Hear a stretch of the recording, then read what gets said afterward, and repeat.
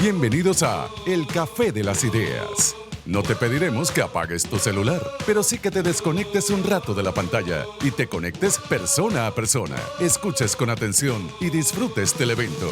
Gracias por venir. El Café de las Ideas es presentado por Santa Teresa 1796 y Linaje, Roots & Co,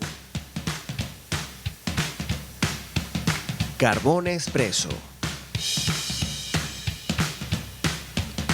Amanda Cookies, un film de Ron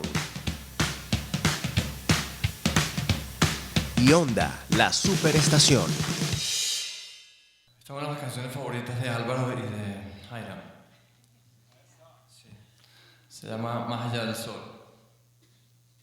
Y nada, se la escribí a mi hija hace tiempo y habla un poquito de la vida, de nuestra realidad después de esta vida.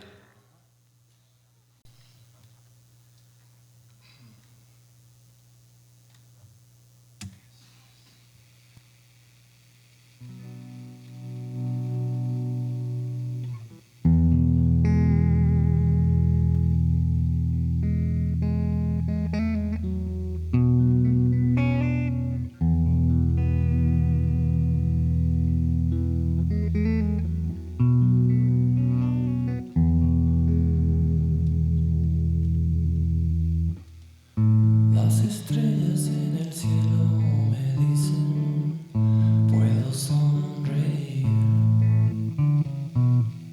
y en su brillo puedo ver un mundo más allá del sol, es aún mejor.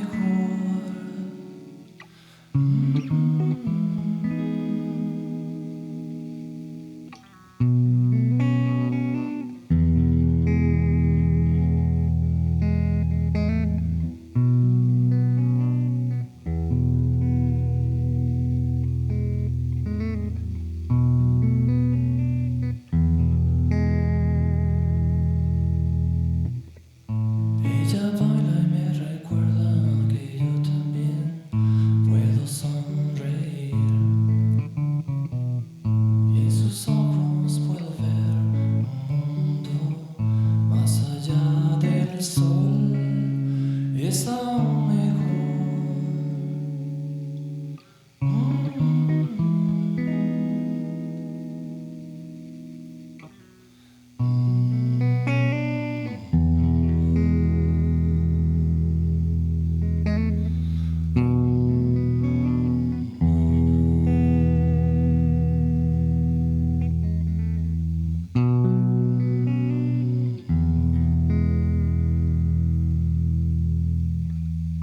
Ahora todo me recuerda que yo también puedo sonreír, y en tus ojos puedo ver un mundo más allá del sol, es aún mejor.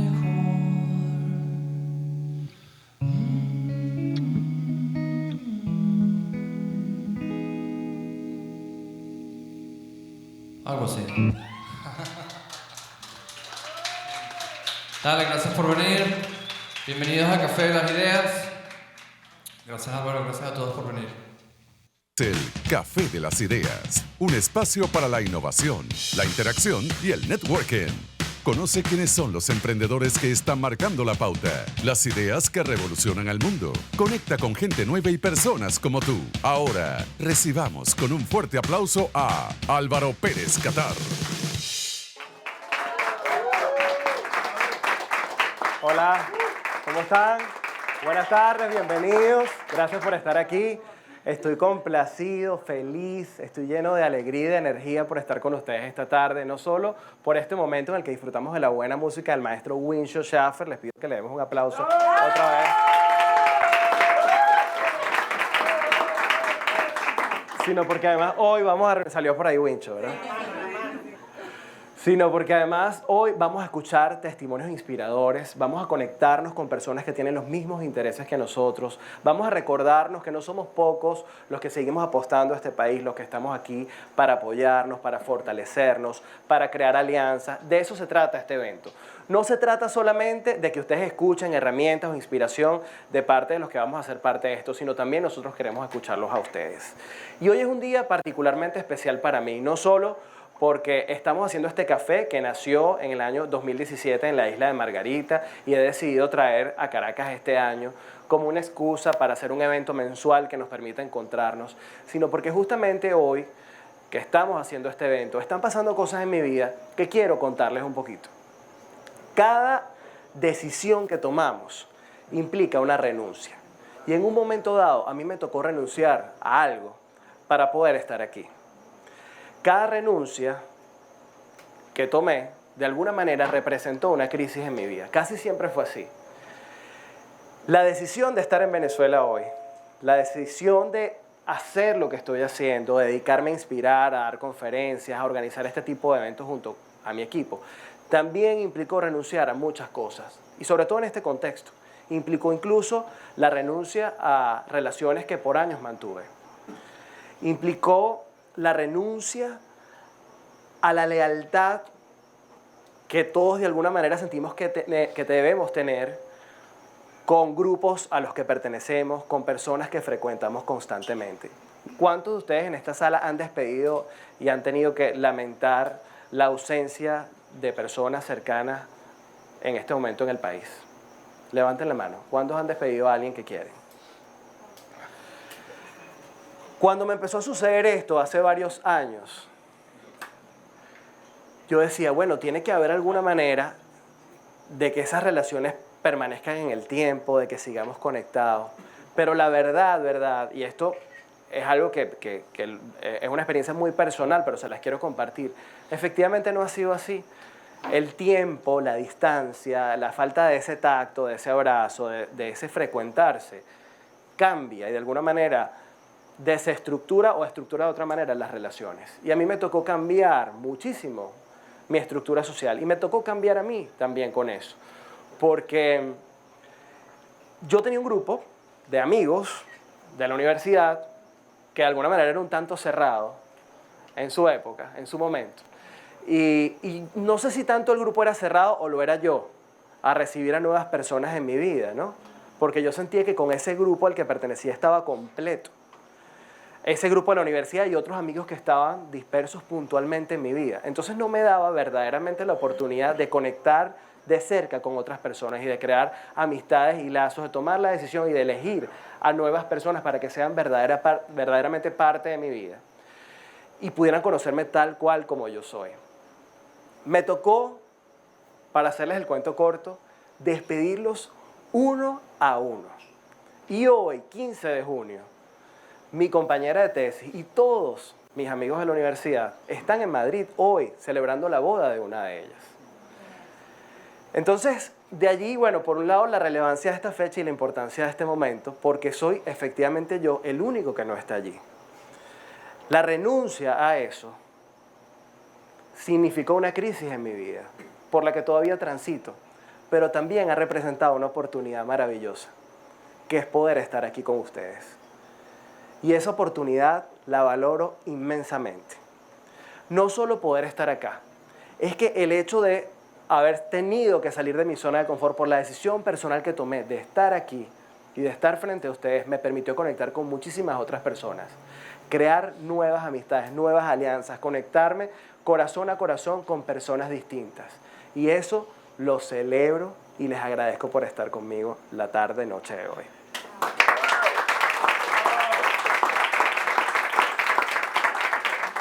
Esta es una noche muy especial porque nos vamos a inspirar, vamos a recibir herramientas y porque además esto está lleno de anécdotas que a lo mejor ustedes no han notado. Por ejemplo, no sé si vieron a la chica de saco azul claro que les sirvió el café y las galletas. Bueno, les quiero contar algo. Yo no sé si ustedes lo saben, pero hace 20 años atrás, Venezuela recibió la primera corona de Reina Internacional del Café, después de 28 años que nadie obtenía esa corona. Y además, esa misma reina que ganó hace 20 años, hizo el primer back-to-back en reinado de belleza que se conoce, porque esa reina le entregó la corona a otra venezolana. Esa reina internacional del café fue la que le sirvió el café esta noche. Así que démosle un aplauso a Jaira Navas, por favor.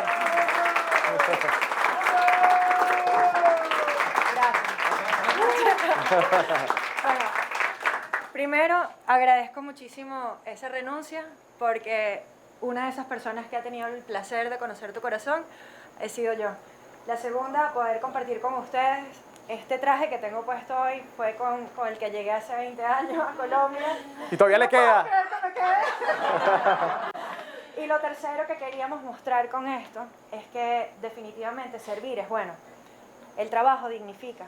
Son muchas de las personas que nosotros queremos que quizás tuvieron que renunciar a su profesión y ahorita están ejerciendo de mesoneros, lavando platos. Ustedes no se imaginan todo lo que a mí me tocó hacer cuando me fui del país, desde planchar ropa hasta que logré entrar en un canal de televisión donde podía ejercer mi profesión, pero digamos que fueron 5 años bien duros y una de las cosas importantes que me gustaría que se llevaran es que de verdad trabajar es bueno. Entonces no juzguen a las personas por lo que están haciendo para poder llegar a donde quieran llegar. Sigan sus sueños y que esta noche conecten con energía maravillosa. Gracias por acompañarnos.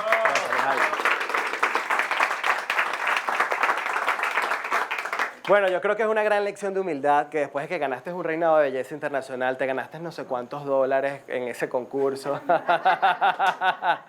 tengas la bondad de servirnos el café y de servirnos esas galletas, así que gracias por ese ejemplo de humildad, mi Jaira, te quiero mucho. Bien, además de esto, yo quiero darle las gracias a mucha gente porque hacer el café de las ideas es un esfuerzo que no hemos hecho solos. Si bien se nos ocurrió la idea de hacer este café y traerlo a Caracas, hay muchas personas que levantaron la mano y dijeron presente, yo quiero estar contigo en eso, así que quiero agradecerles. La primera persona que confió en este proyecto es mi querida productora, Ana María Díaz. Gracias, Ana. Gracias. Una de las máster productoras de este país, así como ella, levantó la mano mi gente de Santa Teresa 1796 y Linaje, para quienes les pido un aplauso. Una marca con propósito, quienes nos acompañan hoy. También muchas otras personas, la gente de Carbón Expreso, ese café que ustedes recibieron, Amanda Cookies, esas galletas que están probando. Roots & Co, que ya van a conocer un poco más sobre ellos. Ron, nuestro director, quien está filmando todo este momento para que después ustedes lo puedan compartir con otras personas en YouTube. Y al equipo de Onda, la superestación, porque este café está siendo grabado. Este café está siendo grabado y va a ser transmitido la próxima semana a través de Onda.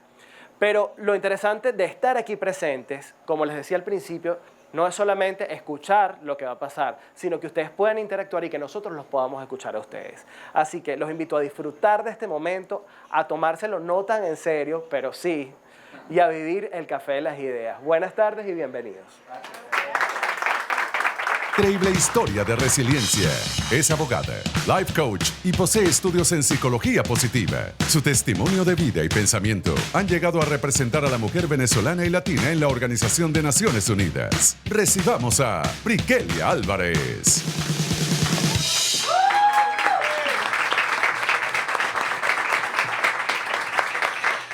Muy buenas noches, muchísimas gracias por ese recibimiento. Estoy inmensamente agradecida a Álvaro y a todo su equipo por darme la oportunidad de estar con ustedes esta noche. En el camino de la vida, todos nosotros seguramente hemos transitado pasos, unos más complejos, otros menos arriesgados y sin duda otros hemos dado pasos. Pero en ese camino hay un elemento común, es que todos hemos transitado por retos, por duelos, pérdidas, porque la adversidad es consustancial con la naturaleza humana. Siempre está presente. Y aunque nos cueste asumir esta palabra, aunque sea muy difícil asimilar, es justamente la adversidad la que nos permite retarnos, desafiarnos para aprender y crecer. Y justamente el día de hoy quiero compartir con ustedes algunos de esos pasos de mi historia personal. Mi niñez y mi adolescencia estuvo signada por carencias materiales significativas. Mi madre me concibió a los 17 años y producto de ese embarazo precoz abandona sus estudios. Al año siguiente nace mi hermano Y junto a mi padre, un hombre de 30 años, deciden constituir una familia. Las limitaciones económicas son lo que hacen que pasemos en mi infancia de una casa a otra, desde casas de vecinos, familiares, alquilados, en anexos, hasta que un día mis padres deciden tomar una decisión muy riesgosa en el año 1992, época en la que estaban suspendidas las garantías constitucionales. Mis padres deciden invadir unos terrenos en el pueblo de Paracotos.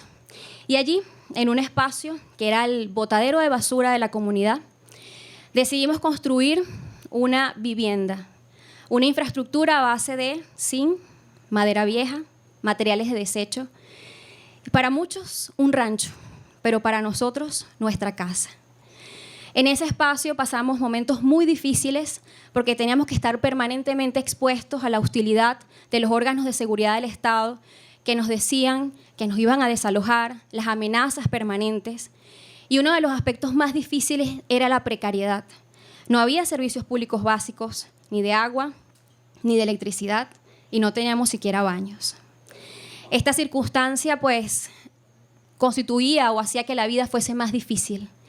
Sin embargo, pese a esos elementos, mi mamá tenía una determinación y un foco muy claro. El estudio era necesario y era vital.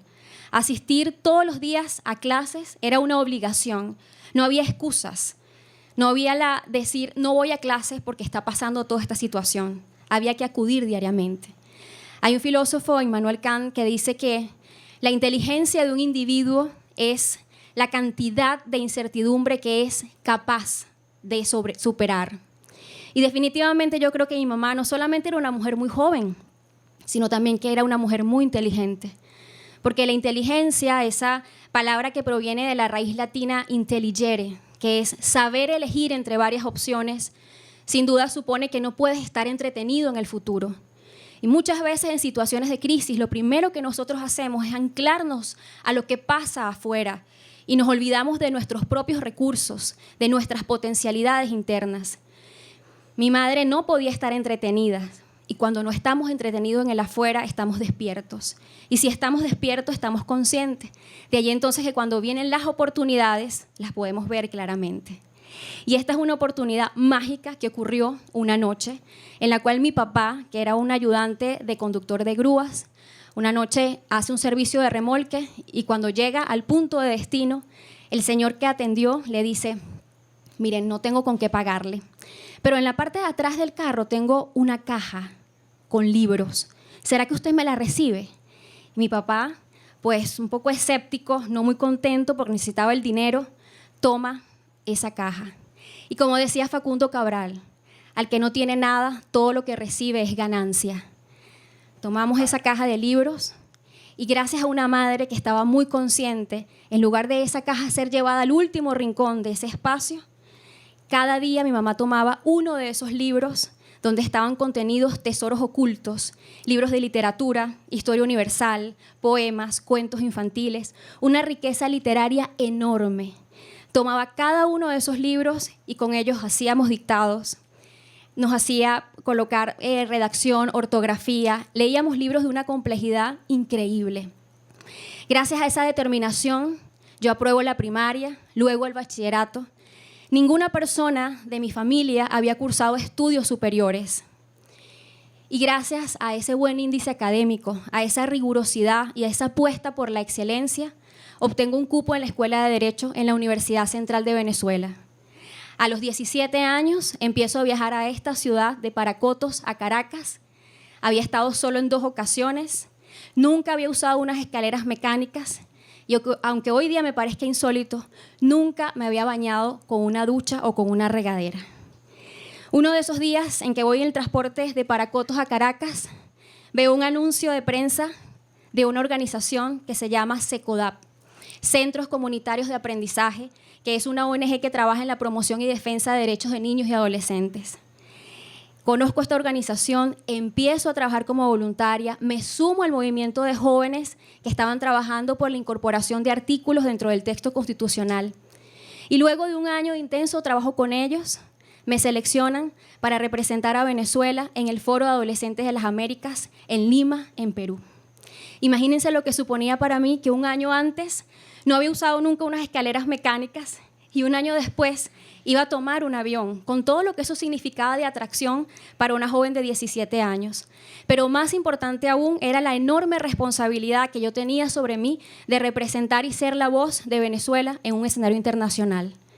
Posteriormente a eso, asisto a Kingston, Jamaica, pero el momento más estelar de todo esto, y que no me hubiese imaginado ni en el mejor de mis sueños, es que un día me convocan de la Organización de las Naciones Unidas en Nueva York para representar a América Latina y el Caribe en una mesa plenaria donde se discutiría la situación de la niña y la mujer en el mundo.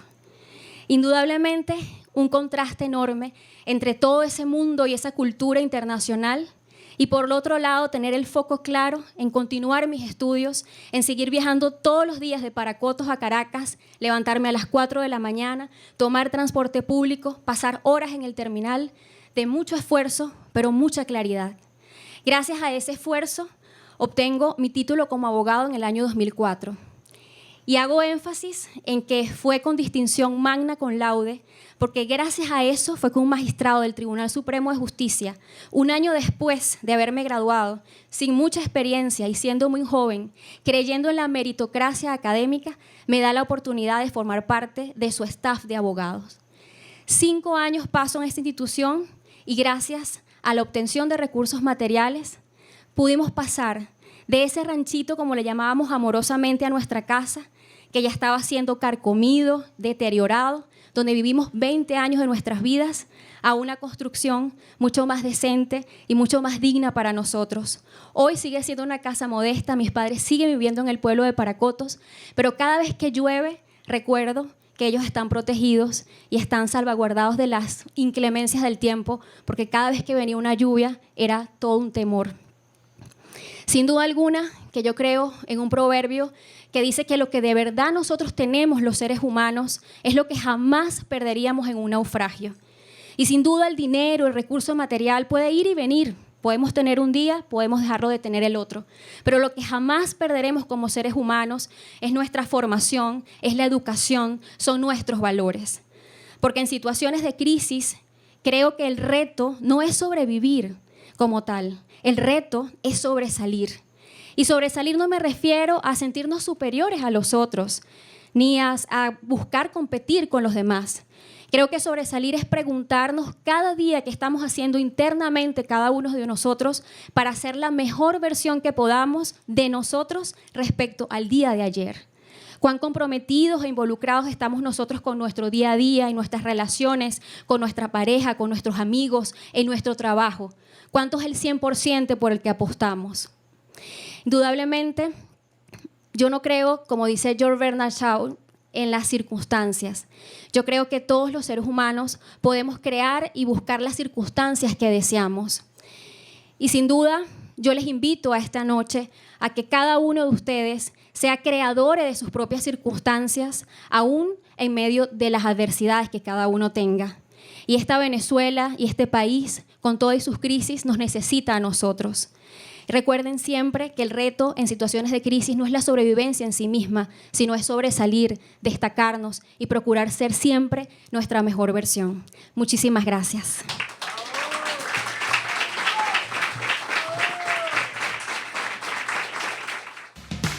Nuestro segundo invitado es licenciado en Ciencias Administrativas en la Universidad Metropolitana, con diplomados en Ingeniería Financiera y Trading e Inversión.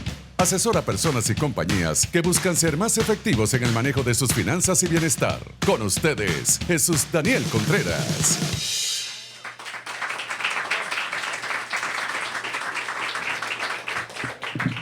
Qué manera de ponernos los pies en la tierra, ¿no? Buenísimo. La historia que les traigo hoy es la escalera del fracaso. Básicamente, o la historia del fracaso, que la vamos a dividir en tres partes. Y la primera parte viene del 2002 al 2005. Yo acababa de entrar a la universidad un año antes, básicamente, y así como ella cuenta que viene de Paracotos, nosotros íbamos mucho a San Felipe, mucho, casi que una vez al mes. ¿Y a quién se le ocurre que de San Felipe íbamos a traer zapatos para vender en Caracas. Yo ni sabía, mi mamá un día pasó por una tienda allá y le gustaron los zapatos, compró varios para vender porque ella tenía una venita turca por ahí. Y resulta que yo en la universidad empecé a llenar la maleta del carro de mi mamá, que era el que yo me llevaba, y empecé a vender a mis amigas y a las mamás de mis amigas, sobre todo, que eran las que podían comprar. Entonces, entre 2002 y 2005, tuve una experiencia espectacular de ventas que evolucionó a ventas de carteras, de bolígrafos, de correas. Todas las imitaciones que se puedan imaginar las tenía metidas en la maleta del carro. Me iba a Venevisión, que tenía como 4 señoras que no pelaban lo que yo llevara.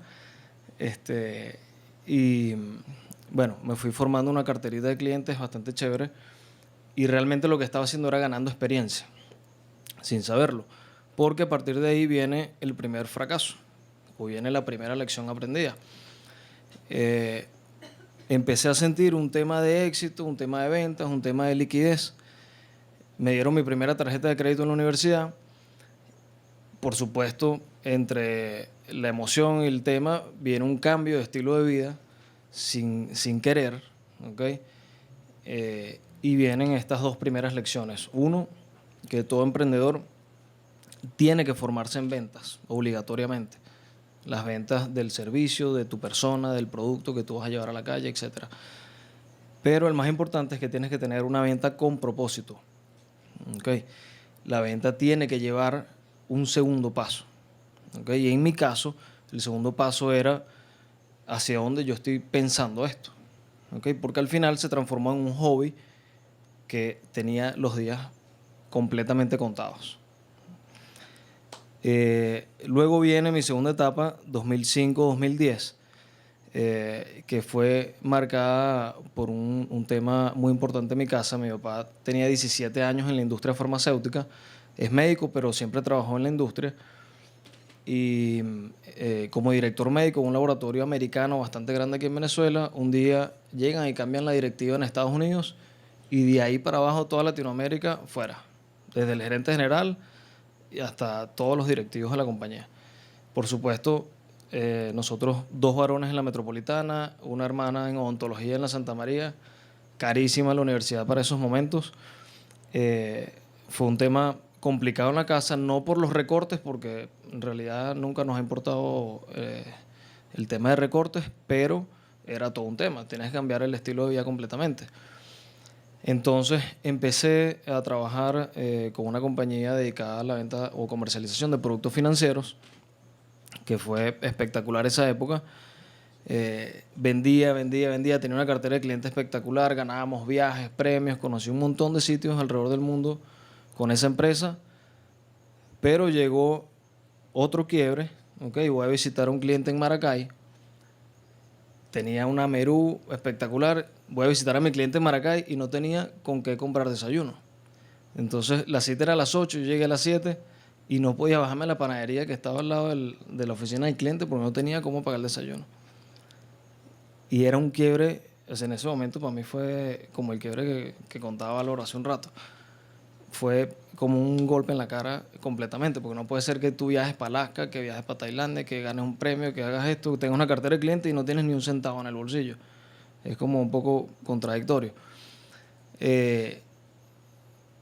A raíz de ahí aprendí, ya venía con mi primera lección de ventas con propósito. Evidentemente yo quería tener una cartera espectacular, quería tener la mejor agencia y trabajaba en base a eso, en base al servicio a los clientes, pero se me olvidó un pequeño detalle, o tal vez no lo había aprendido hasta ese momento, que no podía mezclar las finanzas personales con las finanzas de la empresa.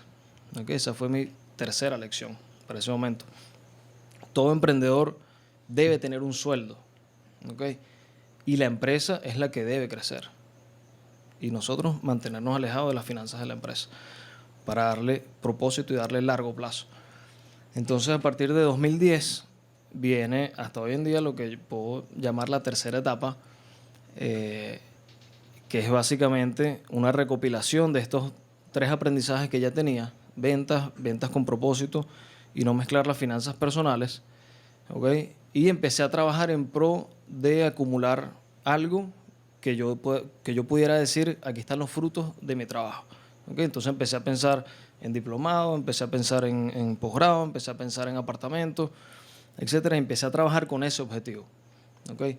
Ese objetivo se iba materializando poco a poco y vino lo que tuve en la primera etapa, que empecé a sentirme cómodo con lo que estaba haciendo, con los ingresos que se estaban generando y con cómo iba la compañía. Y un amigo un día me llama y me dice, Jesús, yo creo que me voy del país. Él tenía una papelería bastante buena, tenía unos clientes espectaculares, inmensa para ese momento, y me dice, ¿tú no quieres involucrarte? Tú tienes una cartera de clientes de unas compañías grandes, etcétera. Esos pudieran ser buenos clientes, tú puedes aportar un montón de ideas gerenciales, y total que me vende la idea de yo ser parte de esa compañía. Evidentemente la compro, me meto con una participación, a la vuelta de la esquina los otros 3 socios ya no estaban en el país. Me quedé yo solo con esa empresa, gerenciando, comprando, vendiendo, y fue una etapa bastante buena en términos de aprendizaje, pero me di cuenta de otra cosa. Venía vendiendo con propósito, pero descuidé mi plan A. ¿Okay? Mi plan A era mi empresa de productos financieros y servicios financieros. Entonces, bueno, viene un tema complejo de ego, de que hice una mala inversión, perdí plata, ¿qué hago? ¿Cierro, no cierro? El país está completamente caótico para ese momento porque viene todo el tema de aduanas, de importaciones. Yo no tenía ni idea si meterme a traer un container o cerrar la compañía, bajar la Santa María. Total que eso fue lo que decidí, en contra de todo lo que un empresario puede pensar en ese momento, y agarré mi 4ª lección de ese momento, que era, y esto va a sonar mucho ahorita, que es no tengas un plan B. ¿Okay? El empresario, en mi punto de vista y desde mi perspectiva, no puede tener plan B. Tiene que enfocarse en su escalera, enfocarse en su empresa e ir sorteando todas las adversidades que tenga. Muchas gracias.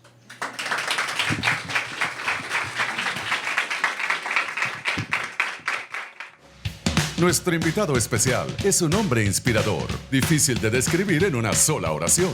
Es economista, psicoterapeuta, escritor, conferencista, un hombre que Venezuela celebra por lo que su historia implica. Ha caminado los maratones más importantes del mundo y hoy viene a decirnos, ¡levántate! Con ustedes, Michael Melamed. Muy bueno. Buenas noches. Buenas noches, buenas noches. La verdad, un privilegio estar esta noche acá con gente tan increíble. Yo, a partir de hoy, voy a citar a Briquelia. Sin duda alguna, me encantó ese tema de no hay que sobrevivir, hay que sobresalir. Me encanta saber que Álvaro me está tomando el tiempo acá, porque no sabía que iba a tomar el tiempo y me encanta eso. Y hablando de tiempo, porque justamente en tema de tiempo, y además el tema del tiempo tiene que ver con la presentación y hablar de los maratones, caminar maratones. Y la verdad que el tema de los maratones es una cosa que termina cansando un poco. No cansando hacer los maratones, sino que hablemos siempre de lo mismo. Pero hay una persona que dice, o un autor que dijo que te van a conocer por 3 cosas en la vida. Por 3, nada más por 3 cosas en la vida te van a conocer. Por más que tú quieras que hagas 1000 cosas, te van a conocer solo por 3. Así que cuidado con lo que haces, porque si agotas las 3, ya más no vas a tener tu cupo. Agarras tu cupo y ya se acabó. Entonces, el tema de los maratones tiene que ver, pero voy a aprovechar el tema del tiempo para hablar de eso, porque uno de los grandes problemas de estas épocas, no solamente para todas las generaciones, hablando de generación baby boomers, millennials, Z, etc., la generación X, es el uso del tiempo. Es como el tiempo al final es relativo. ¿No les ha pasado que dicen, ay, es que el tiempo está volando? ¿Sí? ¿Sí o no? Están envejeciendo, entonces. No. Pero entonces, cuando sientan eso, están envejeciendo. Pero en todo caso, hablando del tiempo, el tiempo es absolutamente relativo. El tiempo y la velocidad. Lo digo porque cuando hice la presentación, caminaba los maratones, Para mí eso era correr. Yo corría maratón, yo no caminaba. Ahora, el tema es que justamente un día estaba entrenando en aquel momento en el Parque del Este para uno de esos tantas cosas que hicimos y ese día me tocaba velocidad. Me tocaba velocidad, o sea, puedes entrenar velocidad, resistencia, potencia. Ese día me tocaba velocidad. Y yo le estaba dando lo más chola que yo podía. Yo le estaba dando, pero ustedes no se imaginan lo más chola que yo podía. Le estaba dando, de y una señora, yo estoy en el parque de este sitio, a toda mecha, una cosa loca, y una señora, podía ser mi abuela, pues, se me paró al lado y entonces me ve, yo estaba pero de verdad con la lengua afuera, yo no podía más, y me ve y me dice, así es, mijo, poco a poco, poco a poco.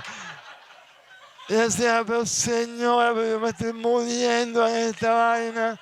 Y usted me va a decir poco a poco, es relativo, la cosa es relativa. Y la señora además, que podía ser mi abuela, así, como espía, y yo dije, en serio. Pero en todo caso, el tema del tiempo es absolutamente relativo. Y usar el tiempo, usar o percibir el tiempo adecuadamente es fundamental. Porque una de las cosas que uno va a complicarse la vida es en la percepción del tiempo. Si el tiempo es abundante o el tiempo es escaso.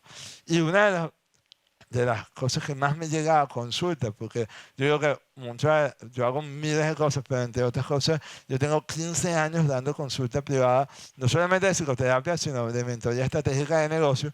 Pero de las cosas más importantes o de las más recurrentes que me llega a mi consulta es la ansiedad que da que te falta el tiempo, que se te acabó el tiempo, que ustedes no tienen una idea, no, me casé, me separé y se me fue el tiempo. No, ya no tengo tiempo para tal cosa. No, hice 10 cosas, pero ya no tengo el tiempo para hacer lo mismo. No, el tema de la escasez del tiempo es un tema, y estoy hablando de gente de 22 años a gente de 57 años. No importa la edad, la percepción del tiempo hoy en día es escasa. Porque la referencia que tenemos es la referencia externa. Y como todo afuera se mueve muy rápido, no tenemos referencia de cómo va nuestro ritmo, nuestro tiempo. Entonces, el tema del manejo de nuestro tiempo es fundamental. La otra cosa que les quería compartir en el tiempo que me queda, que es la mitad del tiempo, es que justamente hoy juega la Vinotinto, jugó la Vinotinto, que por cierto empatamos 0-0, tenemos buena oportunidad para pasar a la siguiente ronda. No voy a hablar de eso, pero podríamos hablar porque me encanta, pero no podemos hablar de eso. Pero en todo caso, aprovechando eso y volviendo a un tema de un entrenamiento, yo estaba en un entrenamiento también de velocidad en la Universidad Central de Venezuela, UCB, brutal. Yo soy de UCAP, pero está bien. No, mentira, yo estudié en la UCAP, estuve en la UCB y estuve en la Simón Bolívar, una vaina loca.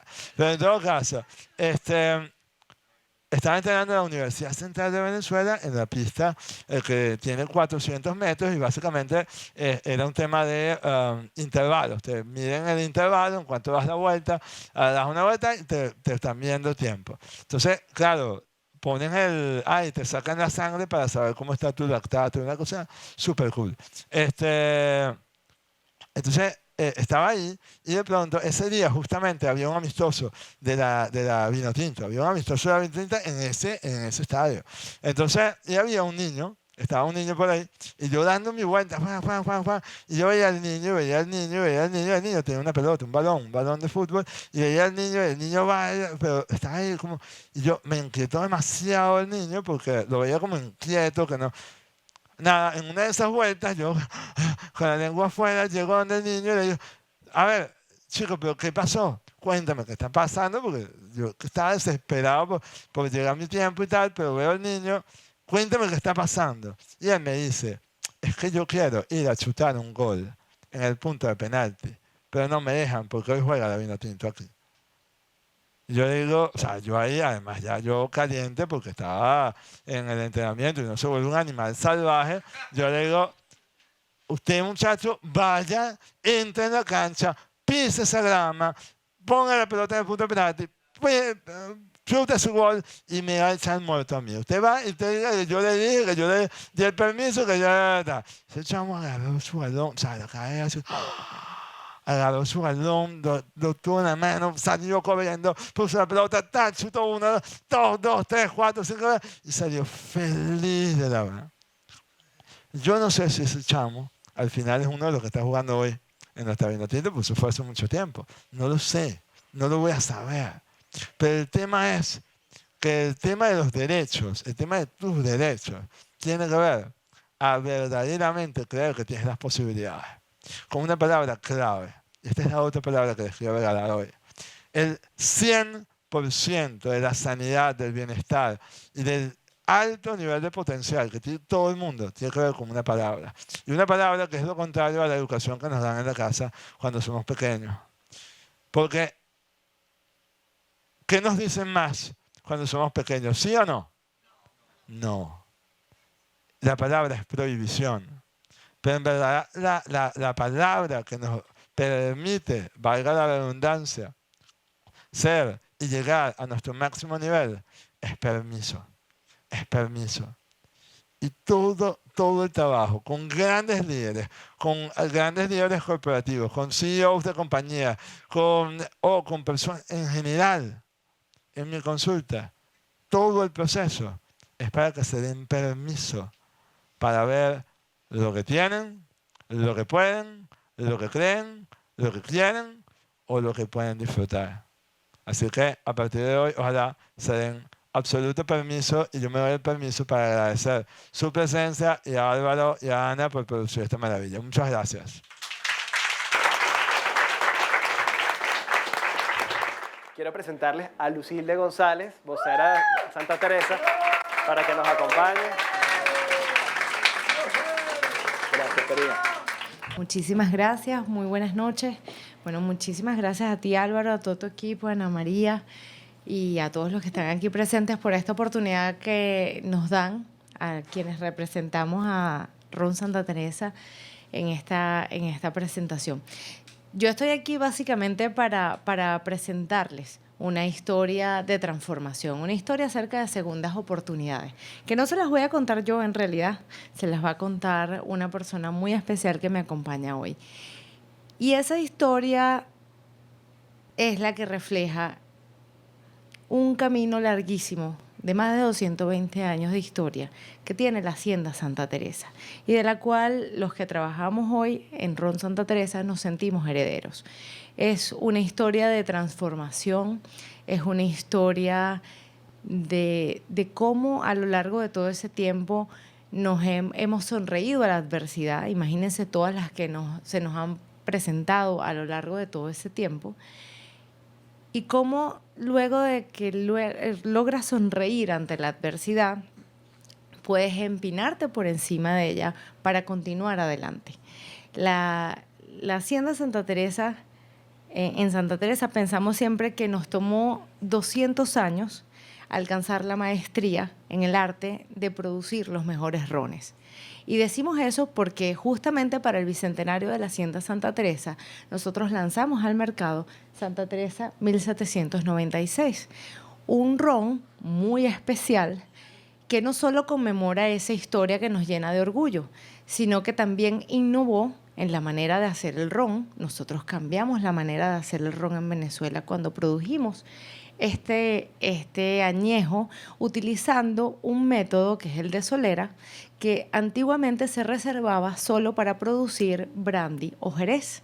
Nosotros nos pusimos a inventar en 1961 qué pasará si nosotros metemos unos rones a añejar mediante ese método que tiene 4 hileras de barricas y en las cuales los rones se van casando unos con otros y dan un resultado totalmente distinto. El resultado fue esto, una cosa totalmente inesperada. Pero después de esos 200 años y de descubrir que podíamos hacer un producto extraordinario, nos dimos cuenta que nos hacía falta un propósito, que no bastaba con producir una cosa extraordinaria, sino que tenías que tener un propósito detrás. Y ese propósito nos llegó hace 16 años, cuando 3 jóvenes de una banda delictiva del pueblo del Concejo, que es donde se encuentra la Hacienda Santa Teresa, llegaron a la garita de seguridad y cometieron un atraco a mano armada. Esos jóvenes fueron detenidos unos días después por la policía y luego de que nuestro gerente de seguridad se dio cuenta de que esa detención no iba por el camino que debía ir, llama a nuestro presidente ejecutivo y le dice, yo creo que aquí está pasando algo que no debería ocurrir. Alberto les dice, convence a la policía de que te entreguen a los muchachos y tráelos a conversar conmigo. Quiero tener con ellos una conversación de caballeros. Y efectivamente esa conversación se dio. Los muchachos estaban muy asustados, les quitaron las esposas. Y Alberto les dice, cometieron una falta muy grave. Lo que hicieron realmente no está bien. Pero yo les voy a proponer una opción distinta. Yo les propongo que me devuelvan lo que robaron y además que vengan a trabajar durante 3 meses a mi hacienda sin recibir nada a cambio y dejamos esta deuda saldada. Los muchachos lo pensaron, le dijeron, bueno, te puedes ir y tienes 2 días para volver. Todos pensamos que no iban a volver, pero los 3 días volvieron. Y no solo volvieron los 3 que habían cometido el robo, sino que volvieron con toda su banda. Eran en total 22 muchachos. Ellos dijeron, aceptamos la propuesta, pero queremos que se las deje a todos nuestros amigos. ¡Wow! La propuesta sonaba un poco retadora, pero Alberto, que es una persona con mucha visión de futuro, dijo, está muy bien, vengan todos, vamos a trabajar. Y así empezó el proyecto Alcatraz, un programa de reinserción de jóvenes con problemas de conducta que desde 2003 viene trabajando con bandas de la zona y ha logrado desmovilizar un total de 10 grupos como ese primero que llegó, sin el uso ni de la violencia ni de la represión. Adicionalmente, una vez que arrancamos a trabajar con ellos, ofreciéndoles apoyo psicológico, trabajo y sobre todo deporte, ellos mismos con el rugby empezaron a descubrir que había otro camino, que podían hacer un viaje de la oscuridad a la luz. Y fueron ellos mismos los que produjeron el ángulo preventivo de este programa, que es el programa de rugby escolar y comunitario, en el que más de 2.000 niños del municipio de Revenga del estado de Aragua participan, alejándose, por supuesto, con él de la violencia y la delincuencia. A partir del año 2013 comenzamos a ir a los penales, a los centros de privación de libertad, donde también encontramos que había una gran necesidad de una segunda oportunidad. Y justamente de ese programa en las cárceles, ya vamos a un total de 14 cárceles, tenemos aproximadamente 500 jóvenes participando en este programa, salió nuestro amigo Jorwin Contreras, quien es uno de los egresados del proyecto Alcatraz y quien hoy les va a contar esta historia de transformación, esta historia, este viaje de la oscuridad a la luz que ha hecho gracias al proyecto Alcatraz.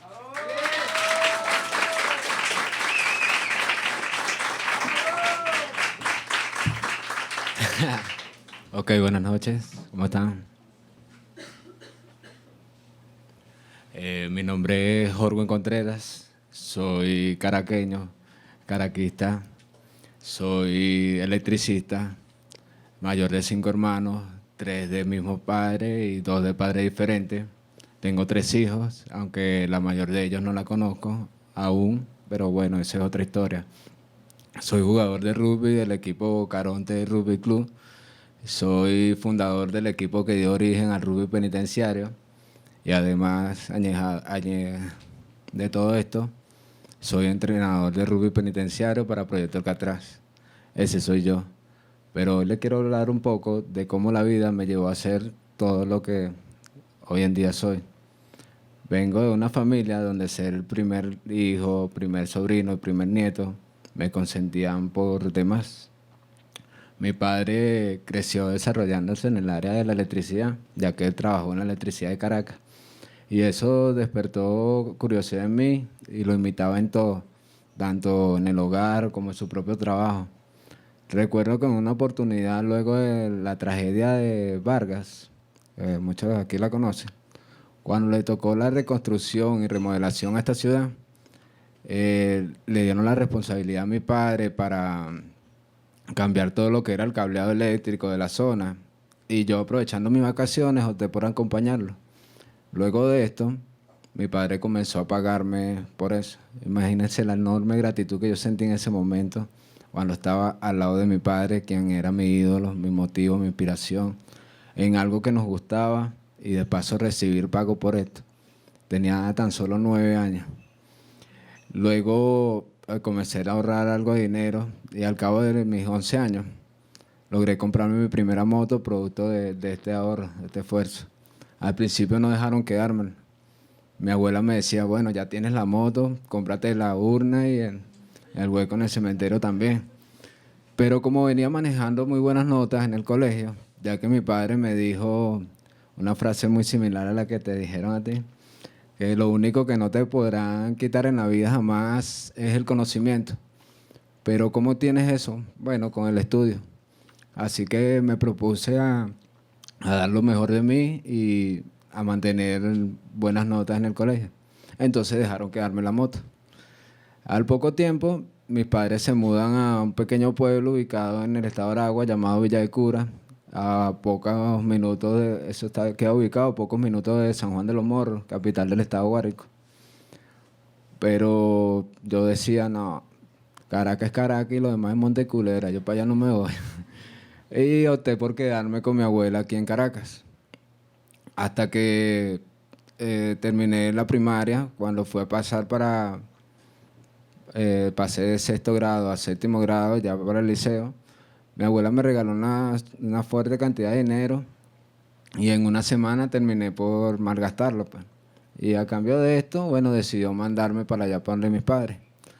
Estando allá en ese monte, conocí un deporte maravilloso, el karate.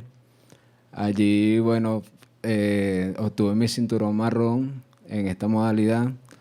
Llegué a formar parte de la selección del estado Guárico en la modalidad de Kenpo Karate durante 2 años, aunque nunca tuve de este deporte lo que fue el valor de la disciplina. Luego, unos años después, en el 2004, fallece ante mis ojos quien fue mi modelo a seguir, mi inspiración, mi todo, mi padre. Y con él, bueno, mis ganas de seguir luchando y seguir viviendo. Pero al mismo tiempo sabía que tenía que asumir las riendas de mi hogar, ya que detrás de mí venían mis 2 hermanos. Y eso se sumaba al hecho de que a la vez mi madre quería interponernos un padrastro, la cual no aceptamos. Pero bueno, yo dije, tengo que luchar porque con lo que me queda, con lo que me dejó mi padre. Y desde ese momento empecé a desconfiar de todo mi alrededor. De hecho, la única persona en la cual le aceptaba ayuda era de mi abuela materna. Y me fui desviando de mi rumbo, ya que manejaba una doble vida. Por un lado tenía mis estudios, el karate, y por el otro vicios, drogas, alcohol. Ya estaba delinquiendo ya. De hecho, me burlaba incluso de las autoridades. Me acuerdo en una oportunidad saliendo de una de las fiestas, me topé con 2 funcionarios de la policía y uno me dice cédula y contra la pared. Y yo, bueno, le hice caso al pie de la letra de tal manera que saqué la cédula de mi cartera y la pegué contra la pared. Y a cambio de esto, bueno, recibí un golpe en la cabeza con uno de sus cascos. Seguí con este tipo de bromas, pero no todo el tiempo tocaba con la misma suerte. Ya a mis 16 años no fue un cascazo lo que recibí, sino que me llevó a pagar un proceso en un retén de menores. Y gracias a mi estudio, porque sí era buen estudiante, logré que este proceso fuera corto y solamente pagué 30 días. Salí a tiempo para graduarme de bachiller. Pero de igual manera continuaba con esa doble vida. De hecho, me atrevo a asegurar que era el amo de las bromas pesadas, hasta que el destino me jugó una mala pasada. Y producto de este tipo de bromas, terminé en prisión un 28 de diciembre y no precisamente por inocente. Tenía poco tiempo de haber cumplido la mayoría de edad y estando allí, bueno, sabía que tenía que adaptarme a ese mundo, a ese monstruo de concreto. Al cabo de 3 meses recibo una llamada de una muchacha que en primera instancia me felicitó, diciéndome, felicidades, tienes una hija hermosa. Eran morochos, el parto se me adelantó, la niña nació 7 mesinas, el varón falleció. Vengo de casa de tu familia, donde la conocieron tus hermanos y tu mamá, pero tú no la vas a conocer jamás. Y yo le dije, oye, pero ¿para qué me elevas al cielo si después me vas a dejar caer de golpe? Pero en ese momento se me puso el corazón pequeñito. Se me pasaron tantas cosas por la cabeza, que incluso quise hasta quitarme mi vida. Pero me aferré a el hecho de conocer a esa niña en algún momento de mi vida. Así que logré que mi proceso aquí fuera corto. Solamente pagué 2 años en la prisión, en el rodeo. Recuerdo que el momento de salir escuché mucho la frase que manejaban allí los internos, el cual era prohibido volver a prisión. Y en efecto, al salir le hice la cruz a ese penal, para acá no vuelvo más. Pero estando fuera, me comportaba peor de lo que me comportaba al haber ingresado. Continué con esos vicios, con ese mundo oscuro, ya había dejado completamente a un lado los estudios, el karate por completo. Y mi libertad duró poco. Al cabo de 1 año estaba nuevamente en prisión, pero esta vez en Tocorón, ya en rodeo ya le había hecho la cruz. Estando allí en Tocorón, bueno, me topo con un joven el cual fue a Alcatraz en algún momento y ya conocía este deporte llamado rugby. Y él manda a pedir unos balones. Y bueno, cuando llegaron estos balones, tanto a mí como a los demás miembros que estaban allí, nos llamó la curiosidad el parecido o el semejante que tiene de un huevo de avestruz, ya que allá dentro en el penal hay avestruces. Entonces, él aprovechó esta similitud y nos dijo, bueno, vamos a jugar de que ahora no se nos cae el huevo de avestruz. Comenzamos a pasarle broma. Al cabo de un tiempo logré encariñarme con el balón y a la misma vez con el deporte. Luego de 7 meses ya practicando este nuevo deporte, totalmente desconocido para mí, nos recibimos una visita del presidente de la empresa, el señor Alberto Folmer, de la directiva de la Hacienda y de algunos miembros del Proyecto Alcatraz. Entre ellos, uno de los muchachos que irrumpió en la Hacienda en el 2003, ya en su faceta de entrenador. Y inspirado en su cambio de transformación, yo me dije a mí mismo, oye, si él pasó de las armas a un balón de rugby, ¿por qué no hacerlo yo con mi vida?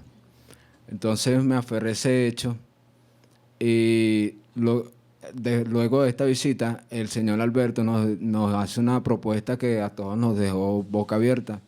Nos dice, ¿qué le parece si ustedes van de aquí a jugar allá en la Hacienda Santa Teresa?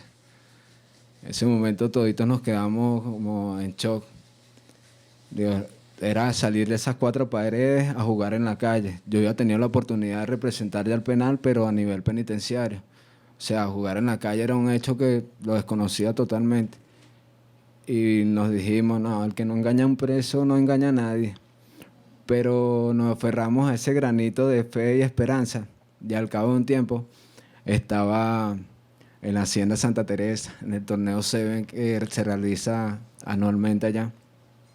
En esa oportunidad recuerdo que tenía más de 2 años sin ver a mi madre y estando ella en las gradas apoyándome, logré anotarle el único try que recibió en contra del equipo de Alcatraz Rugby Club, tetracampeón nacional en ese torneo. Se lo anoté yo y luego de esto me acerqué a mi madre, la abracé, lloré, los guardias no querían nada de eso, pero era mi madre, pregúntame yo. Entonces, Después de esto, bueno, llegó la tarde y con la tarde tuve que regresarme al penal. Tenía que esperar un año nuevamente si quería volver a repetir ese momento. Pero yo me aferré a eso. Al cabo de este tiempo esperando, me sucede un hecho que no me lo esperaba. Fallece mi abuela. Y todo eso que había adelantado, de alguna u otra manera ya lo estaba perdiendo, ¿sabes? Traté incluso quise en algún momento hasta escaparme de la prisión. Pero el rugby nos enseña que no importa las veces que uno se caiga, sino cuánto tú te levantas. Y me aferré mucho a una frase que me dijo un ser muy maravilloso, el cual es: quien no conoce la adversidad, no conoce su propia fuerza. Así que me propuse a dar lo mejor de mí y mantenerme en este equipo titular y salir nuevamente en el año 2015 a representar a Tocorón. Pero esta vez nos tocó un rival que ya manejaba diferencias por tratarse de la PGB, y la PGB y Tocorón tenían sus diferencias entre penales. Sucede que este encuentro quedó empatado a 0 anotaciones y al poco tiempo el penal de la PGB quedó desmantelado y el club dispersó por diferentes centros, por lo que el juego todavía se mantiene con sabor a revancha. Luego, el año siguiente, en el 2016, me llegó mi libertad, muy bonita. Y al poco tiempo de estar afuera, me consigo con un joven miembro del equipo Caronte Rugby Club y él me invita a formar parte de su equipo. Yo acepté y estando allí practicando con ellos, me consigo un compañero, el cual ya practicaba rugby también en prisión. Se trataba de un joven que venía de jugar un año antes con la PGB Rugby Club en contra de Tocorón Rugby Club. Y este año logramos que ambos formáramos parte del mismo equipo de Caronte. O sea, una de las cosas muy llamativas que tiene este deporte. Luego de haber sido rival en cancha, pasamos a formar parte del mismo equipo. Y bueno, aquí el muchacho que te diga, el rugby tiene una particularidad que la primera vez que uno juega en la Hacienda Santa Teresa, en el torneo Seven, para ser más específico, el equipo tiene sus normas y establece una penitencia para ese jugador. Esa penitencia viene desde raparse la cabeza, desde un mechón por aquí, otro por aquí, hasta revolcarse en el barro, incluso vestirse de mujer. Yo no pasé por nada de eso, ya que venía de tener 2 participaciones con Tocorón en esta oportunidad. Pero sin embargo, opté por hacerme un corte nada común. Me hice una roseta, el cual, bueno, sin saber de qué se trataba, hoy en día sé que es la historia que está a simple vista en todos nuestros productos, que trata de cada punto, nosotros le llamamos hito, y representa las veces que la compañía ha tenido una adversidad, pero el cual ha sabido sobresalir de ella, convirtiéndola en oportunidades. En ese momento yo ni me imaginaba trabajar para Santa Teresa. Más adelante, en uno de estos juegos con este equipo, vuelvo nuevamente a Tocorón, pero no como preso, no, como jugador. Y me consigo con el ser maravilloso que me dijo esa frase, y me hace la invitación a trabajar con ellos en la Hacienda Santa Teresa. Yo acepté sin importar rango ni condición. Comencé apoyando en el área de tierra, colaborando con la siembra, riego y cultivo de la caña de azúcar, hecho que se asemeja mucho en mí. ¿Por qué? Le explico. Uno, para que la caña de azúcar se pueda dar, porque pueda ejercer una buena cosecha, tiene que tener o contar con un buen terreno primeramente. Así era yo, a pesar de que tenía un buen terreno, yo fui quien me desvié un poco del camino. Luego se deja caer la semilla en un hueco, donde la semilla va cayendo poco a poco hasta tocar fondo. Así me sentía yo, caí, hasta que un día, bueno, toqué fondo y quise salir. Pero a medida que iba saliendo y echando mis raíces y creciendo, conmigo iba creciendo la impureza, la maleza, el gamelote en el caso de la caña. Eso lo asemejaba mucho a todas esas cosas que me rodeaban, vicios, drogas, ese mundo de oscuridad. E incluso personas que nos rodean, que nos señalan, diciendo que tú no sirves, tú eres esto, tú eres lo otro. Pero para que puedas ejercer y ser una buena caña de azúcar, en mi caso, siempre necesitamos de una mano amiga que nos quite todo ese gamelote, todas esas cosas malas que te rodean. Esa mano amiga para mí fue Proyecto Alcatraz, que me ayudó a convertirme finalmente en una caña de azúcar.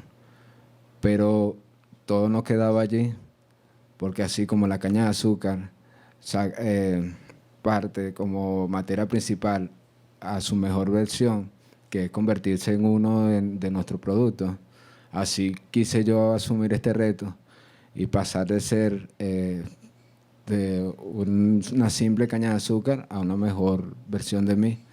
Y a eso vino sumado a una oferta no muy común que me hicieron un poco tiempo después. Sucede que me llaman un día para formar parte aún más del Proyecto Alcatraz, pero esta vez como entrenador. Pero no cualquier entrenador, sino en el ambiente donde el rugby me había hecho libre. ¿Saben dónde? En los penales, sí. Y me llena de orgullo y satisfacción el llegar a esos centros penitenciarios y ver el rostro de alegría con el que nos reciben esos atletas, que yo lo asemejo al hecho de el rostro de emoción que ponen nuestros hijos al llegar a casa todas las tardes con ese recibimiento, que nos dicen, papi, ¿cómo te fue? ¿Cómo llegaste? Así mismo, de esa manera nos reciben estos privados, estos atletas, perdón. Y aprovecho el hecho de estar con ellos para así entrenar en conjunto y crecer aún más como individuos. Porque como ellos dicen, nosotros somos su rayito de luz en medio de la oscuridad. Y quisiera que mis hijos en un futuro poderles enseñar y transmitir todos estos conocimientos para que ellos compartan la misma emoción que yo hoy en día podría decir con orgullo. Soy Alcatraz. Alcatraz, un club donde en su abarca con el rugby penitenciario estamos llegando a 14 penales a nivel de 8 estados, donde tenemos allá en la Hacienda Santa Teresa el rugby infantil, donde tenemos alrededor de 2.000 niños, la liga infantil de rugby alrededor de 300 niños. Y bueno, en el rugby conseguiremos todos esos valores que un día perdí o que quise ignorar con el karate. Tenemos lo que es la humildad, la disciplina, el respeto, el trabajo en equipo, el espíritu deportivo, todas esas cosas. Quiero terminar este relato o culminar diciéndoles una breve parábola, el cual dice, el ayer es historia, eso ya pasó. El mañana es un misterio, nadie lo conoce, pero el hoy es un obsequio, por eso se llama presente. Yo les invito a que formen parte de este propósito, aprovechen sus segundas oportunidades y que aprendan que aquí en Santa Teresa no cambiamos vidas para hacer ron, sino que hacemos ron con el propósito y el compromiso de transformarle la vida a las personas. Delante de mí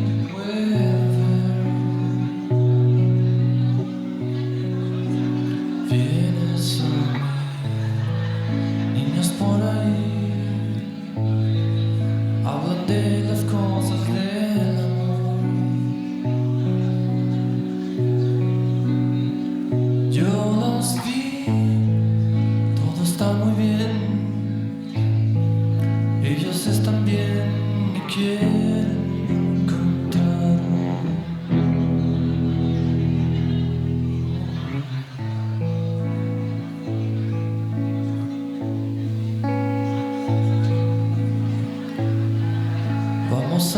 escapar de las trampas de este mundo cruel. Te quiero ver, muéstrame tu voz. En esta parte del Café de las Ideas estamos en el momento del networking. La idea es que la gente pueda brindar con su ron Santa Teresa y conocer a alguien que le puede servir de aliado estratégico para desarrollar sus ideas, que le pueda ayudar a inspirarse en desarrollar algún proyecto que tenga más adelante. Porque el Café de las Ideas no se trata solamente de que nos escuchen, sino también de escuchar a otras personas, de conectar con gente que tenga los mismos intereses que tú.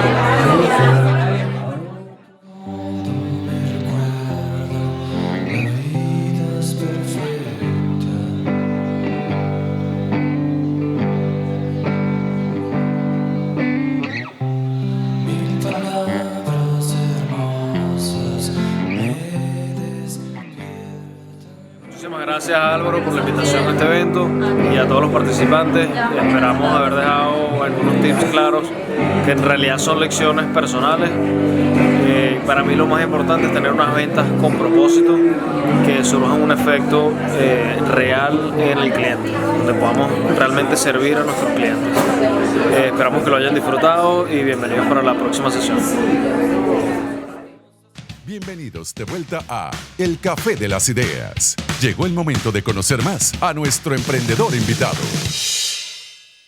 En esta parte del café, lo que queremos empezar a desarrollar es una conversación íntima con nuestro emprendedor invitado, porque no queríamos dejarlo, digamos, simplemente en esos 10 minutos que pudimos hacer de conferencia, y porque para mí es emblemático que Michael sea nuestro primer invitado. Ya yo más o menos adelantado un poco de dónde viene la relación que tengo contigo, Michael. Sí. Pero, más allá de seguirnos en las redes sociales, recuerdo que una de las primeras veces que nos vimos fue en el marco del lanzamiento de un libro. Sí, sí. Y en esa oportunidad, el libro de Daniela Vascopé, tú me dijiste que habías conectado mucho con una campaña que yo desarrollé en aquellos años sobre Venezuela. Y nos tomamos una foto y ahí quedó la relación. Hasta que tiempo después, empresa a la que yo iba como conferencista, me decían, aquí estuvo Michael la semana pasada. Y si no, Michael viene la semana que viene. Y siempre había como esa cosa de estar cerca pero lejos, ¿no? Y siempre había como una interacción en redes sociales donde decíamos, algún día nos tenemos que sentar a tomarnos un café, pero no terminaba de ocurrir. Hasta que un día ocurrió. Por ninguna razón dijimos, vamos a vernos. Y recuerdo que me hiciste la invitación a un café que estaba muy cerca de tu oficina. Así es. De esa conversación recuerdo una frase que yo no sé si te acuerdas tú, que me la dijiste, que me pareció ruda, durísima, demoledora, pero a la vez me invitó a mí a cuestionarme unas cuantas cosas acerca de mi propósito en la vida. Okay. Tú me dijiste algo como, vivir me cuesta mucho. Y yo sé perfectamente qué tengo que hacer para no vivir más. Lo tengo súper estudiado y claro. Además sé cómo puede pasar hasta sin dolor. Pero yo decidí atender una ecuación. Yo voy a vivir mientras que yo sienta que lo que aporto vale más que lo que me cuesta vivir. Así es. Y eso me quedó a mí para siempre, ¿no? ¿Por qué escoger que la vida tenga un propósito tan conectado al servir y al dar y no simplemente dedicarte a los placeres que la vida te pueda ofrecer en el tiempo que tengas, Michael? Bueno, pero hay una alternativa. ¿Por qué no ambas? Porque al final no quiere decir que servir no sea placentero. Yo creo que servir es de las cosas más placenteras del mundo, y una de las primeras cosas que pasa en consulta es que la gente llega confundida con eso. Que servimos y entonces entendemos que servir implica no disfrutar. Y es todo lo contrario. Mientras más disfrutas, más... hay una ley psicológica que se llama la ley del efecto. Es biología pura el hecho de que los seres humanos nos acercamos al placer. Todo aquel estímulo que sea placentero nos va a acercar a eso, y uno no va a repetir aquello que no sea placentero por más que sea trascendente. al menos que verdaderamente haya un sentido más allá. Pero normalmente eso cae en algún momento. Entonces, más bien la propuesta es toda. Es servir, pero muy consciente, muy consciente. Y una de las metodologías que diferencia o que nos diferencia es que a mí no, cuando yo trabajo con una persona, es verdad que puede oler algunas cosas, pueden ser dudas algunas cosas, pero definitivamente no va a haber sufrimiento, no vamos a producir sufrimiento. Pareciera que se ha albergado la idiosincrasia que para crecer como persona hay que sufrir. Y es todo lo contrario. Mientras más placer, es decir, mientras menos sufrimiento, más crecimiento va a haber. Porque una persona, y aquí el testimonio, el nombre otra vez, por favor, Orwin. El testimonio de Orwin es perfecto. ¿Por qué? Porque el deporte es físico, y el físico lleva al cuerpo, y el cuerpo es el elemento más sensorial que te permite ver los beneficios de un solo golpe. O sea, tú ya vas a saber, cuando tú haces cardio, cuando tú haces rugby, tú te vas a sentir muy bien. Cuando tú te sientes bien, ya tú sabes que para atrás no vas a volver. Si yo quiero sentirme otra vez así, y vuelves a repetir, y vuelves a repetir, y vuelves a repetir, porque el resultado es inmediato. Tú has sido una persona que se ha desnudado ante la gente en tus debilidades y en tus fortalezas. Y tu testimonio de vida nos inspira, nos recuerda todos los días que no hay ninguna excusa, que hay que seguir adelante. Pero el que te conoce más de cerca encuentra en ti no solamente esa inspiración constante, aquella historia del hombre resiliente que siguió adelante, sino también un hombre con un gran sentido del humor, con un doble sentido que nadie se lo espera, con un gran sarcasmo, un verdadero amigo. Más allá del héroe o del superhéroe que nosotros entendemos alrededor de tu historia de vida, y yo creo que la mayoría de Venezuela celebra. ¿Cuáles son esos momentos frívolos en la vida de Michael Melamed? ¿Qué son esas cosas que la gente no se imagina que pasan en tu vida diario, que te dan placer, que te gustan, que no son inspiradores, sino que simplemente son gustos que te das en la vida? ¿Cuáles son esos momentos incluso erráticos que están alrededor de la historia de un hombre que nos inspira tanto? Mira, y además no solamente que yo me he desnudado casi que literalmente frente a la gente, sino que hay un fetiche de la gente con el desnudo. O sea, yo muestro un pie y para mí el pie desnudo. Pero ya va, ¿qué pasa acá? Acá hay algo. Mira, yo creo que los momentos frívolos son momentos muy sencillos de conversaciones uno a uno. No soy gente de gentío. Me gusta el contacto con pocas personas a la vez. Quizás mi sensibilidad me impide estar en grandes masas y disfrutármelo. Yo me prefiero disfrutar las buenas conversaciones. El cine, por ejemplo, para mí es un lugar sagrado donde vivo cosas que... ¿Y sabes qué momento es súper frívolo? Hoy, por ejemplo, estaba conversando con alguien y pidió un pastel, una torta, y yo pedí un café. Entonces, yo, ¿no vas a comer? Y yo, no voy a comer, pero yo disfruto verte comer. Y eso para mí es maravilloso porque ver disfrutar a la gente a mí me produce profundo placer.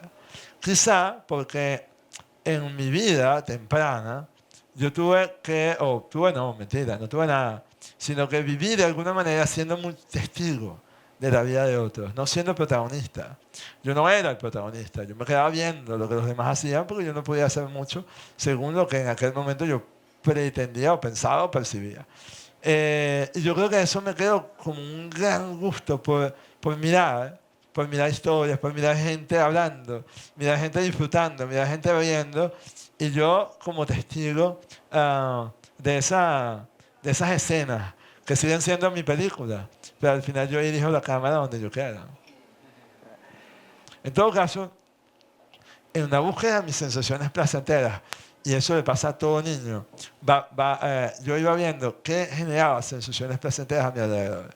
Y resulta ser que yo aprendí a que cuando yo lograba algo cuando yo lograba cualquier cosa que era inesperada, la gente a mi alrededor se ponía feliz. Y digo, mira, qué chévere, esto está fino. Porque además, cuando la gente era feliz, yo era feliz. Y algo más grande, más felicidad. Y algo más grande y algo más felicidad. Entonces terminó generándose como una fórmula en que, bueno, mientras más grande era la vaina, más felicidad producía, por lo tanto era un súper ganar-ganar, pero claro, al final uno se empezó a acostumbrar a que tenías que generar aquello para generar felicidad.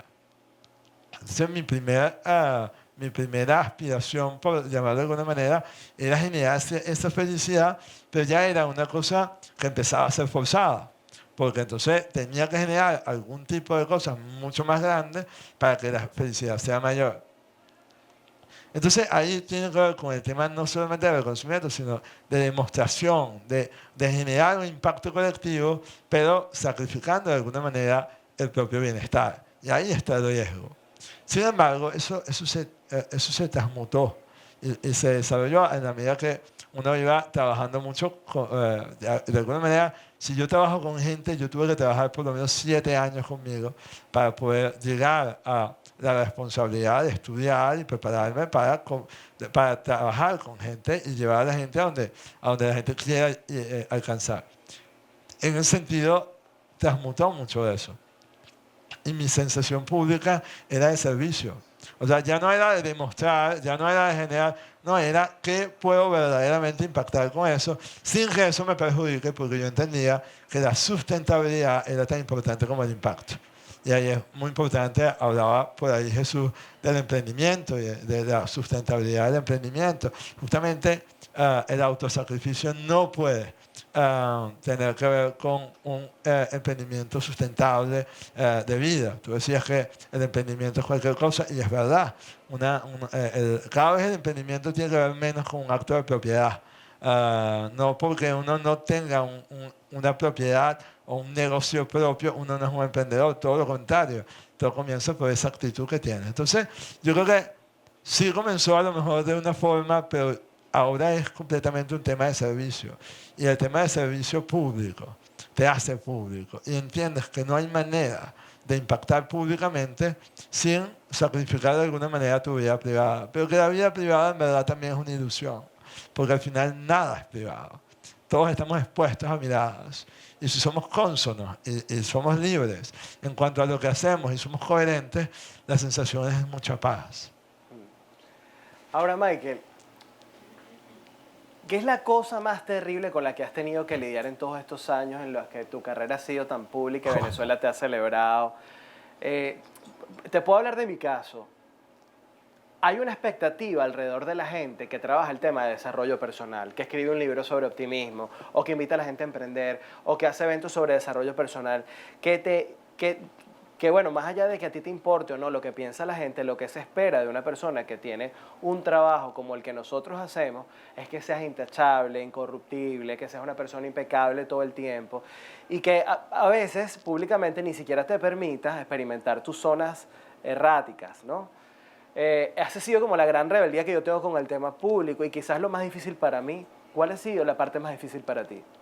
Mira, yo creo que al final, entre comillas, la vida pública, porque depende de la relatividad, ¿no? Cada uno tiene familia, ¿verdad? Pues bueno, ustedes son públicos en su familia. Ustedes van a tener esas miradas. A lo mejor sus vecinos, a lo mejor sus amigos, a lo mejor, o sea, todo es un tema relativo y verdaderamente yo creo que lo más, no hay para mí dificultad en cuanto a lo público porque verdaderamente yo disfruto de la, entre comillas, de la intachabilidad, que no lo confundo con ser perfecto, todo lo contrario. Como ser soy imperfecto y profundamente imperfecto, no me importa no equivocarme, lo que me importa es que verdaderamente poder reconocer rápidamente mis equivocaciones, hacerlas públicas y notorias y gritarle al viento, me equivoqué, y eso es sabrosísimo. ¿Qué ha sido eso en lo que te has equivocado? Por ejemplo, Wow, tantas cosas como veces. que en cuanto a la percepción del público. En estos días entrevistaba a Daniel Alvarado en la radio y me decía, es que la gente cree que la gente porque te conoce, creen que tú los conoces y que tienes que estar siempre con una sonrisa y dispuesto a abrazar, a tomarte la foto, a estar disponible para los demás. No, imagínate tú de mí, porque entonces todo el mundo, hay gente que me llega así y que high five. Y yo, coño, yo no puedo levantar la mano, está jodido. Se queda con la mano. O la gente que voltea y yo no puedo voltear el cuello. Y la gente que, ay, mira, no miró. La otra vez, la otra vez en un evento en el Impact Hub, un aplauso para el Impact Hub Caracas, por favor.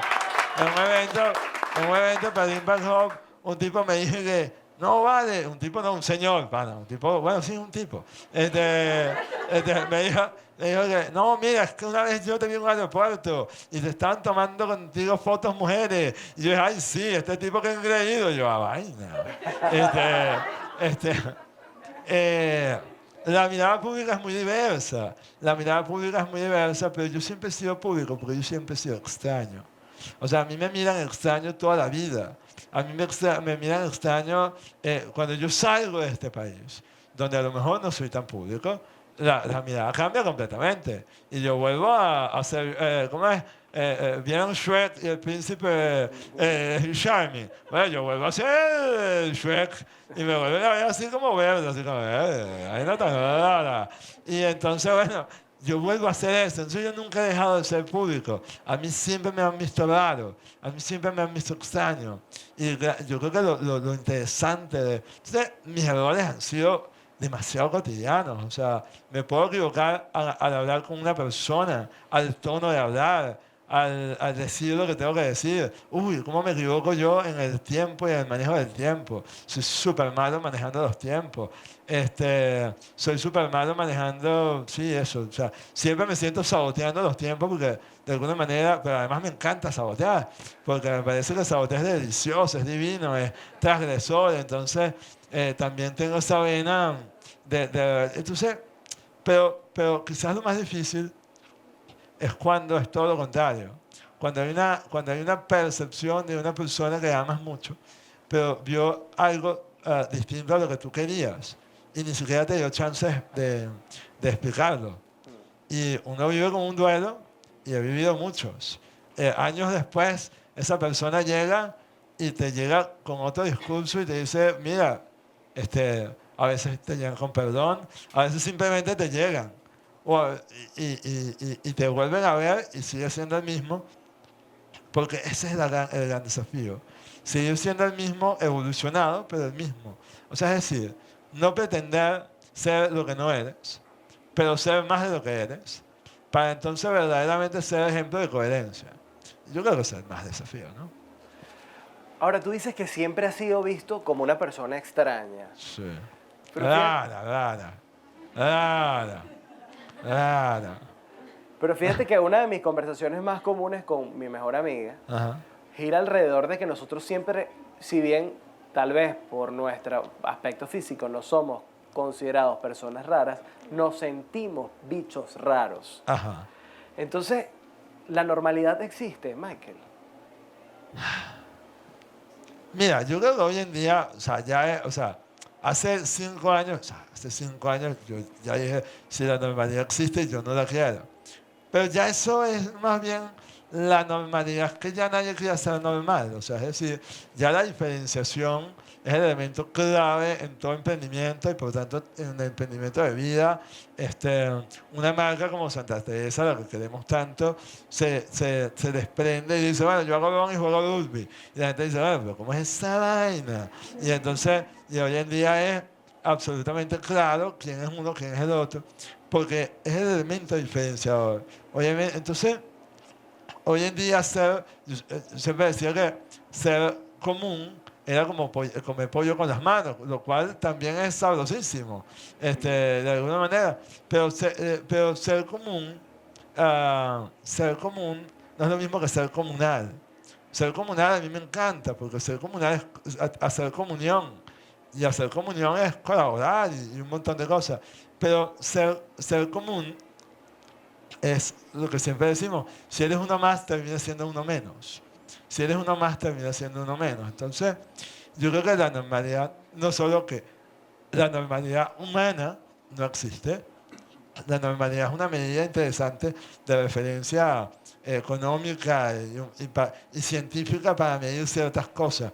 Pero al final, hoy en día los métodos de medición han cambiado incluso. Y los métodos de medición pasaron de ser puntuales a ser en gerundio. Tú hoy en día estás midiendo todo el tiempo. Entonces ya ni siquiera puedes medir con una curva normal. Yo no sé si todavía esa vaina se usa. La verdad, ahora me lo estoy preguntando y me lo estoy cuestionando.